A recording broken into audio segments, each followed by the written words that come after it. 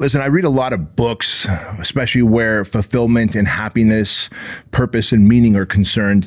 And it's not lost on me that there's proven science and studies that show that people who are actually underpinning their lives with the search of happiness as their core are some of the saddest people, because life, unfortunately, can't always give you happiness. Because if it did, then it would be some level of bliss. You'd be in heaven. The world would be perfect. And we know that the world is far from perfect. In fact, we live in a very imperfect world. And those people out there who are looking for happiness, well, if they're always looking for happiness and happiness is the main and ultimate goal, what ends up happening is they end up creating a recipe for disaster because they're going to be let down, right? And so then what do we do if we are not able to find direct happiness? No, believe it or not, you don't want direct happiness. What you want to do is you want to find a level of resiliency. If you can make yourself anti-fragile, you will find yourself developing resiliency and having fulfillment even when happiness is not on the menu. And so if I'm always in a place of searching for happiness, it is almost a recipe for disaster, for defeat, for being let down. And I think that's what many people do. Whether you're searching for happiness in a person, or you're searching for happiness in a career, you're searching for happiness in a business that you start. If you're searching for happiness in any one thing or in any one area, you will be disappointed. And the reason that's important for you to understand is because fulfillment is what you're after. And so how do we get to fulfillment? That is the magical word here, right? Well, we have to become anti-fragile. We have to become resilient. When you are resilient, this means that you have been tested, and retested in life. Now, sadly, too many people bubble wrap themselves, always play it safe. They don't take a lot of risks and they don't want to stick their neck out. And so they kind of stay, well, fragile, the opposite of anti-fragile. And if you are fragile, that means that you are emotionally limping along in life. You are mentally weak. And if something unfavorable happens, and life is very dynamic and something unfavorable is guaranteed to happen to you several times in life, then you will fall apart. So if you've got an emotional limp, you're mentally weak, and you're just kind of feeling like, gosh, I don't have the mental and emotional fortitude to carry on, you feel hopeless, is because you are a fragile human being. And I'm not here picking on you guys. I'm letting you know that maybe your mom and dad and school teachers, grandma, grandpa have bubble wrapped you and try to keep you safe for far too long. Now, I'm not saying that you should go do something unsafe, but I am saying that science and studies continue to point out, and some great psychologists continue to point out, that happiness should not be our direct goal. Happiness should be your indirect goal. Happiness as an indirect goal is a byproduct of having resiliency, fulfillment, meaning, purpose, significance, right? And so when you understand that, you go, holy hell, I've been missing out. I've been looking for happiness as my direct goal in life, when in reality, I can't have it. And here's what happens to people who are always looking for happiness as a direct goal in life. When the inevitable happens, in my case, my mom died, or you get an injury and you can't work out consistently, and you've tied happiness to working out consistently, or to making money, or to having this companion in your life, right? And then they leave you, or they die, or whatever, something happens. Well, guess what?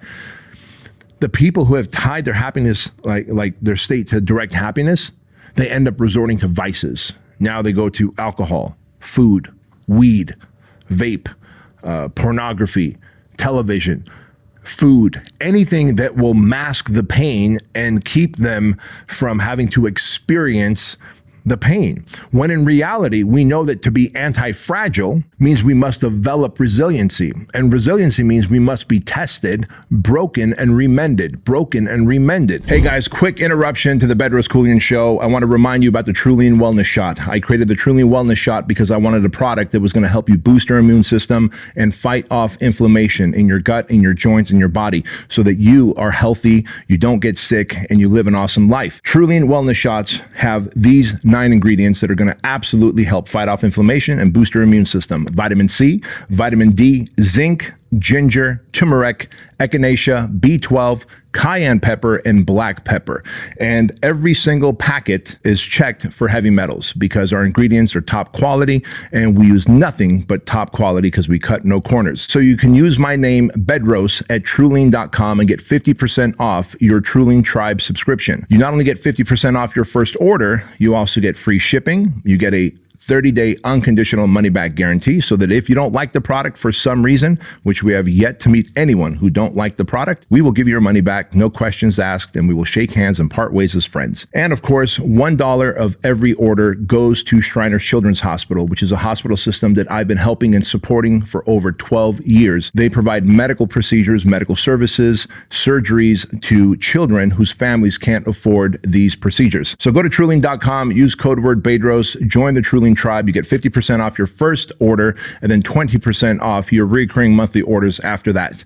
Back to the show. Understand that you're not like a champagne glass where if I took a champagne glass and I just grabbed it and I squished it with my hand, it would break. And I'd be hard pressed to ever put it back together again in its most perfect form, right? The human body and the human mind is very different than champagne glass. See, champagne glass is fragile, and there's no way to make it anti-fragile. Resistance, as in crushing it, will actually break it permanently, and I can never put it back together again.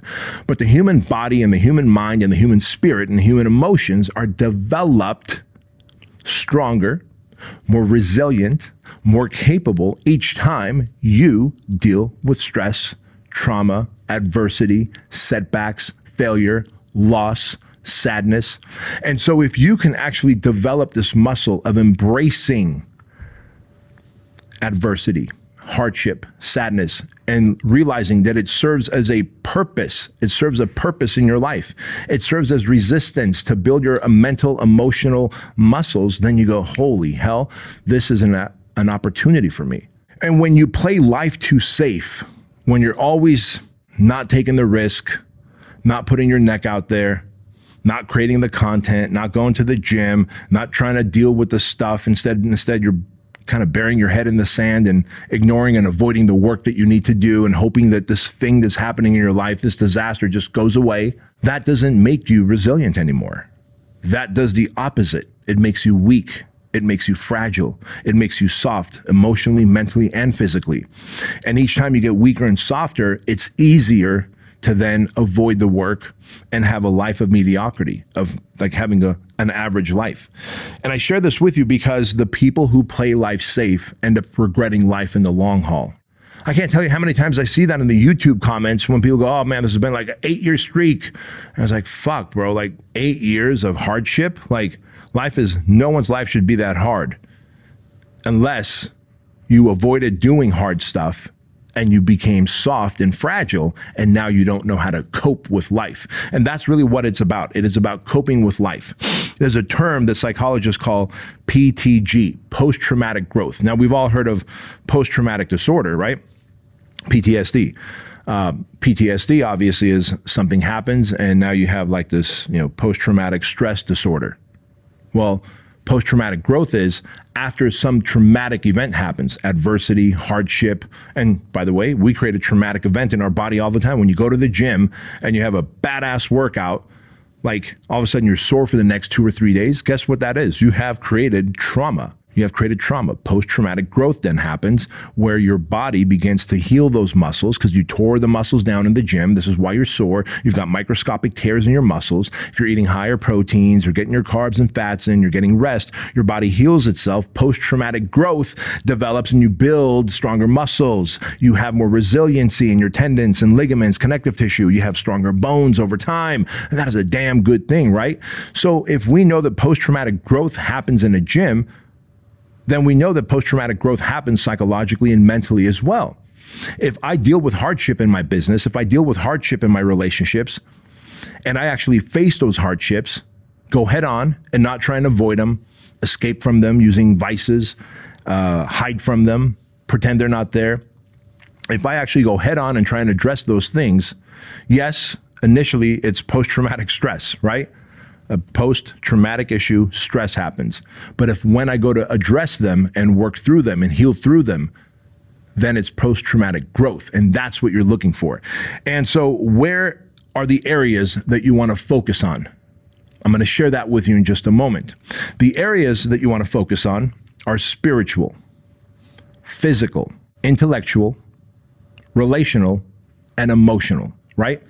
Think about that. If you can begin to do hard things and test yourself spiritually, physically, intellectually, be challenged, relationally, and of course, emotionally, you become anti-fragile, you become resilient, because each time you are tested, more growth takes place. In your brain, neuroplasticity takes place. No difference than your muscles growing, you can actually grow your brain, neuroplasticity. You become better, more effective, more efficient at what you're doing, right? There's a great psychologist and author. His name is Dr. Tal Ben-Shahar.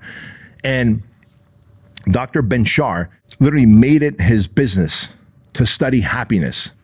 And he swears up and down, and the studies that he has put out prove that searching for direct happiness is the fastest way to actually get depressed, sad, and let down. In fact, he says, indirectly finding happiness through spiritual growth, through physical development, right? Changing your body, getting fit, getting active, like feeling good about yourself. Intellectual growth, like challenging your brain, your mind, your creativity. Relationships, being in relationships where you are stimulated, you are loved, you are able to give love back. And then, of course, emotional depth, being emotionally challenged, having emotional growth, developing emotional discipline. These are the things that create this happiness that can never be defeated, because you will have moments in life when mom and dad die, when you get into a car accident, when the economy crashes. Unfortunately, people leave us, businesses go under, we lose our job. Like, bad things are guaranteed to happen. But those bad things are not guaranteed to steal your fulfillment, but they are guaranteed to steal your happiness. And if you are looking for direct happiness, you will be disappointed. If you are looking for indirect happiness by pouring into yourself spiritually, physically, intellectually, relationally, and emotionally, you realize, holy hell, I am a resilient motherfucker. Never chase happiness directly, chase happiness indirectly by doing all the things that are going to serve you spiritually, physically, intellectually, emotionally, and relationally. And if you are able to do those things and not just hide from them, escape from them, use vices and drugs and alcohol and pornography to be able to, escape your realities, but instead face everything head on and problem solve. Each time you problem solve, that is the resistance. Just like in a gym and you build your muscles, all the problem solving that you do in your life is the resistance that you use to build yourself mentally and emotionally. And then you become a very anti-fragile, ironically, and happy and fulfilled, purpose-driven human. And that is what I want for you.